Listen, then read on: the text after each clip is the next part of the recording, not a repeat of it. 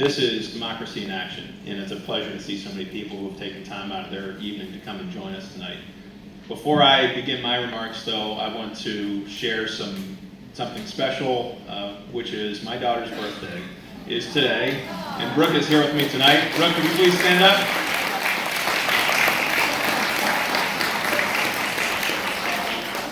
Brooke is a third grader at Trinity Elementary School, and today he is 9. Happy birthday, Brooke.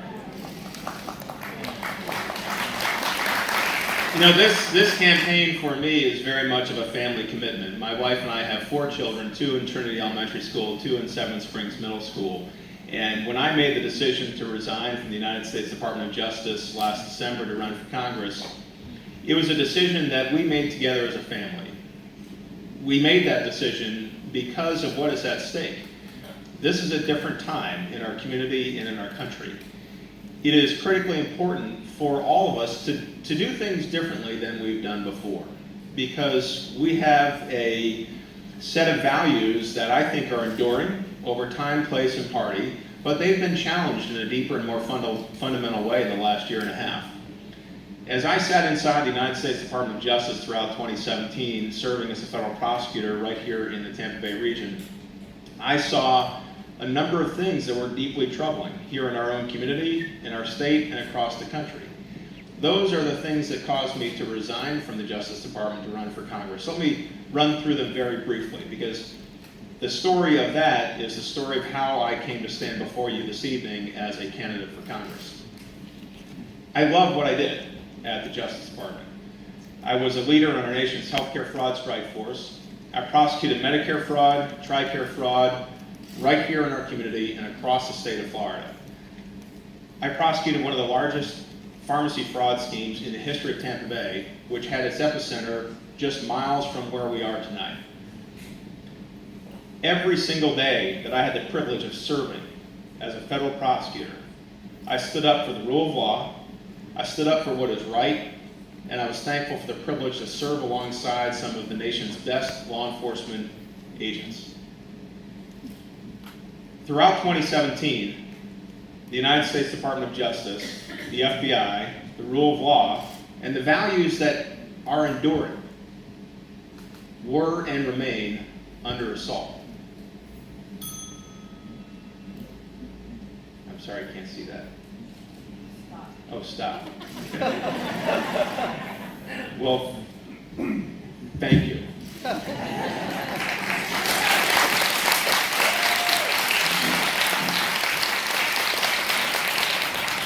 First of all, I want to wish Chris's daughter happy birthday. It's a wonderful time, and I hope you have a nice time this evening. Sorry you have to spend part of it in this congressional debate. But first of all, folks, I want to tell you that, again, I've been here most of my life since I was 2 years old. I was born in Gainesville. I'm a Gator. And I lost half the audience. But in any case, I want to thank you again, the college, and of course West Pasco Chamber. I'm a member of the Chamber, and also in the Rotary. But again, family is everything to me. I think most of you know that. My family lives here. They went to public schools. I went to public schools. I operated a business here in West Pasco County in Holiday. I guess this is considered Central Pasco, still a little West Pasco, for 17 years. And I know the community. I absolutely love the community. And folks, I've been a very effective legislator. 9 bills, 9 great bills I passed just this Congress, this last 2 years. 9 bills that have passed the House of Representatives. One of them is lifting the Medicare cap. That's so good for our seniors, so they can get the therapy they deserve, so they can get back on their feet if they've had any kind of injuries. Millions of dollars back to the district. You know, we're working on, of course, Ridge Road. We're almost there, even though it's going to take a while to build. Folks, well, I don't think so. I think economic development, but public safety, folks. It's a public safety avenue. $700,000 back to our veterans. The veterans are my top priority in the United States Congress and always will be. I'm a bipartisan legislator. I reach around across the aisle. I definitely do. And you know what? I build relationships, and that's so very important. That's why we got that flood insurance bill passed this last couple of years ago, because I worked across the aisle to get it done and build relationships. That's what politics, any business is about.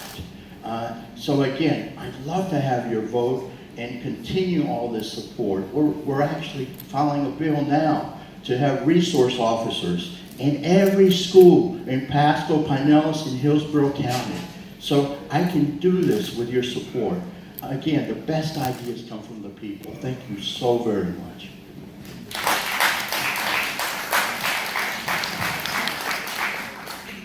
Thank you. I have to ask the audience to please refrain from making public commentary during the candidates' questions and answers, please. Mr. Hunter, first question is you. The Nonpartisan Congressional Budget Office reported last week that the budget deficit was $895 billion just for the first 11 months of the fiscal year. The CBO also said the deficit would hit $1 trillion by the end of the fiscal year, which is week after next. What changes do you advocate to reverse the country's deficit spending? CP, it starts with the restoration of honest service in Congress.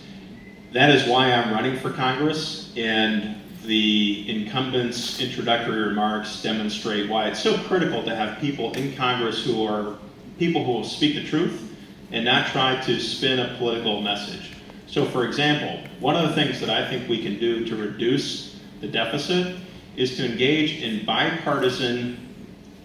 truly bipartisan work that results in lowering the annual deficit and lowering the debt. Not giving corporate tax breaks to entities that don't need it, not giving tax breaks to the upper 1%, but instead solving to the fiscal problems that we have now, as a result of this Congress, exacerbated. The debt just this year is an additional $1.5 trillion. That didn't have to be, but as a result of the profligate spending by this Republican Congress and this president, we have an even greater fiscal mess. When I'm in Congress, I will be part of the Problem Solvers Caucus. That is a group of bipartisan members of Congress who are interested in solutions, not spinning an ideology, not trying to force through an agenda, but simply solving problems and moving on. It starts with having people in Congress who actually believe that and then act on that belief. And that's the approach that I'll take in Congress. Thank you. Congressman? Thank you very much. I think we need to start off with a balanced budget amendment. And I know that some of the opposite party has said that this is going to affect Social Security and Medicare. Well, the balanced budget amendment that I agreed with and I voted for have no negative effect on Social Security and Medicare. As a matter of fact, we are not going to balance the budget on the back of our seniors or our veterans, our true American heroes. I will tell you that.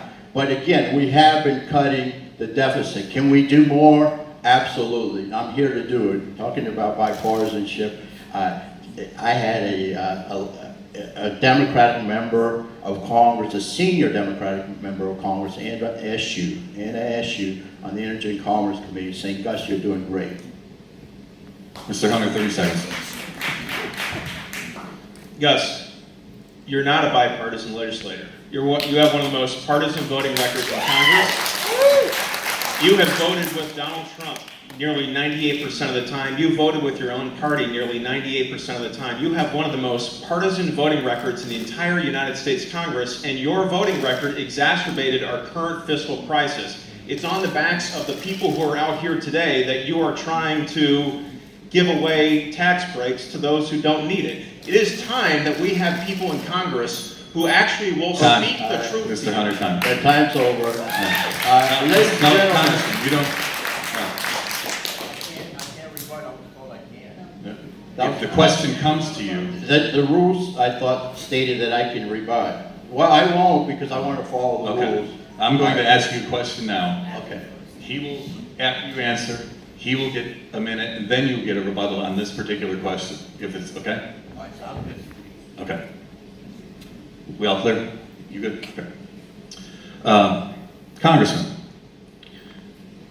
you've put out press releases touting the federal allocations to PASCO's ASAP program and other federal funding for Florida's opioid fight.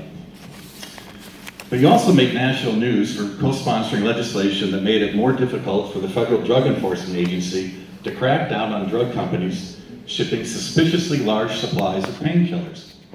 At the same time, you received more than $77,000 from drug distributors and pharmacy companies in campaign contributions. Please tell us why we should vote for you if we were going to base our vote strictly on this one issue. Thank you, sir. Thank you for the question. First of all, I want to say that the Tampa Bay Times, your paper, stated not too long ago that I was the most bipartisan legislator, congressman in the congressional district, but all of Tampa Bay, so not just the congressional district, obviously, but the most bipartisan legislator in all of Tampa Bay. So I think that speaks for itself. I brought $54 million to the area, as you know, for opioid. It's a big issue. As a matter of fact, mental health and opioid, one of my priorities to stop this. And I've asked Speaker Ryan to appoint me on a working group, a bipartisan working group, to address this issue. But I sponsored that bill, okay, because I heard from my seniors that they are not getting their pain medication on time. There's a provision in that particular bill, okay, that says we have to have a report within a year from HHS, all the stakeholders, on how to solve this problem. You have to have a balance, okay? The president was for that particular bill, CT. Every member of the House and Senate voted for that bill. The DEA signed off on the bill. They supported the bill. Now they came back to me with a letter, and I met with DEA twice in person, once here and once in Washington, and they want to fix to the bill. I said, okay. As a matter of fact, I even have testimony stating that, okay, well, I filed a bill to change that and actually make it even stronger to go after these bad actors, these drug companies. So, again, I think I did the right thing. And we're going to continue to fight for our constituents and solve this opioid crisis. Thank you. Thank you. Mr. Hunt? Folks, let me be crystal clear about this. This is reason enough. Reason enough.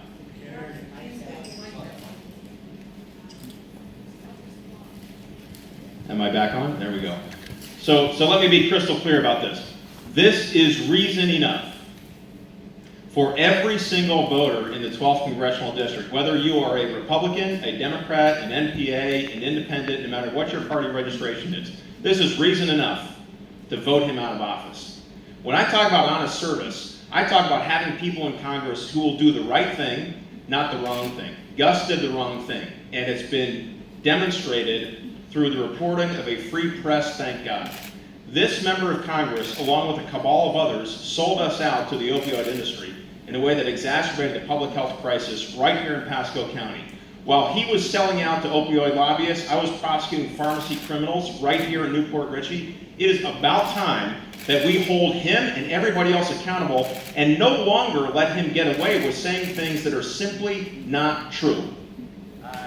Good. Now you know as well as I do that the DEA and DOJ signed off and negotiated that bill. Every member of the House and the Senate, including President Obama, signed off on that bill. They thought it was the right thing to do to find the right balance. After that, DEA came to me and told me, Gus, no, we were wrong. We need to fix it. And guess what? I filed a bill to fix it. And I got testimony from the DEA in committee saying we were doing the right thing originally. They changed their mind. They're the experts. I'm fixing the bill. I mean, this is a priority for me, okay? This is serious issue. Thank you, And as far Congressman. as taking money Thank from you, the Congressman. companies, Thank the you, big Congressman. PACs, the political marketing committees, that means nothing to me. I don't listen, I don't even Congressman. look at my FEC report. I don't. Congressman. I didn't.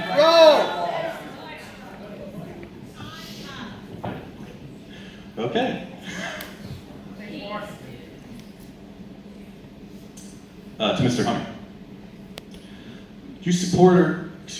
Would you support or oppose changes to immigration policy that include a path to permanent legal status for undocumented immigrants?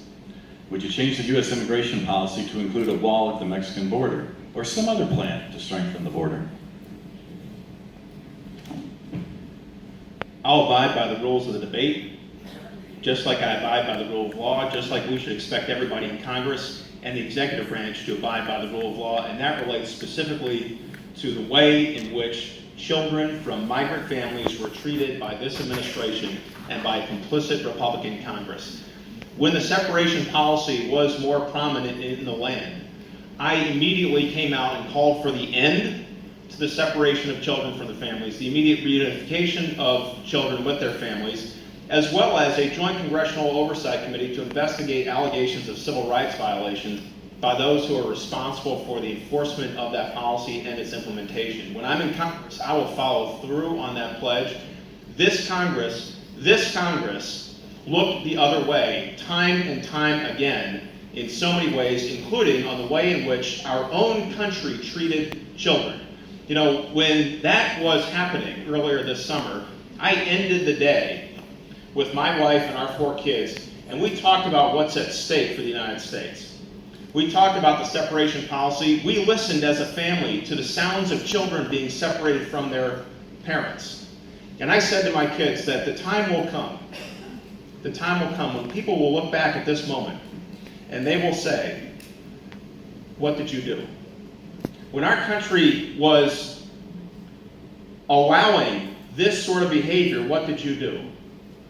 And I looked my 4 kids in the eye and I said, no matter what, each and every one of you, always and forever, can stand up, hold your head high, and say, in a moment of moral crisis in our country, we did the right thing, my family ran for Congress. We will always stand up for people who are being persecuted, especially those who are being persecuted by the rule of law.